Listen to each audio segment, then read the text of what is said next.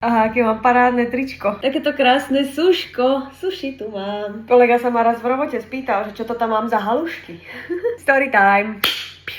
Niekedy, keď vidím v meste autoškolu, tak si tak spomeniem na moje krušné časy, kedy som robila vodičák ja. A idem vám o tom porozprávať, akého chuja som ja tam mala. Ja som väčšinou jazdila stále s tým istým typkom. Taký vyhorený, zatrpknutý dedek, v kuse pindal, niečo nažený, nervózny, starý chuj. Ja som na tie hodiny chodila úplne v strese. Keď som tam bola, tak som odchádzala dopotená celá. Prvú vec, čo si pamätám, normálne sme išli, oproti išli auta, hej, normálne dvojprúdovka. On sa ma začal vypýtovať také otázky, že vyslovene iba vrtal, iba proste chcel, nech na niečo odpoviem zle. A teraz už po mne bliakal a on taký, že no, a teraz mi povedz, aké auto išlo oproti nám. A ja som si zhodou okolností, som si proste zapamätala, že šedý Renault. A on úplne tak ostal, že podľa mňa toto sa pýtal pravidelne nejakých žien alebo niekoho a oni mu nevedeli odpovedať a to bol iba dôvod, aby po nich mohol bliakať. A ďalšia otázka jeho bola, že akú ešpezetku malo to auto. A mne úplne, že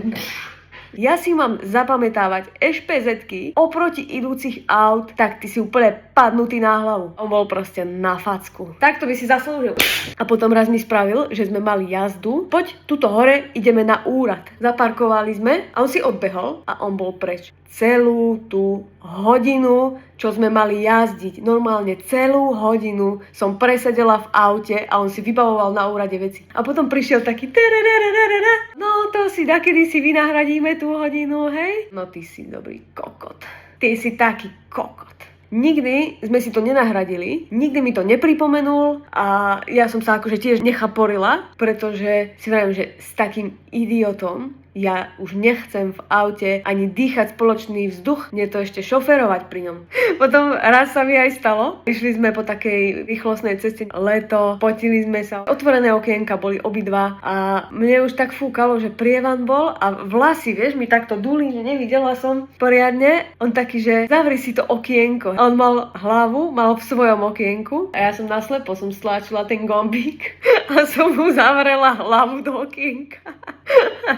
Že on mal proste takto hlavu a zrazu to tak po mne začal kričať, že si vrajím, tak ti treba, ty somár, bodaj by som ti ju tam pricvikla. Nemal ma toľko srať? Tak som to mala robiť za každým. Zavrieť hlavu do okna a bol by kľud. Potom tam bol druhý, taký, že on tiež bol úplne, on mal nejaké PTSD. On podľa mňa prežil nejakú autonehodu a potom bol strašne vystresovaný, že sa mu stane ďalší a on stále kričal, že stoj, auto je zbraň! Otras. Takže tak.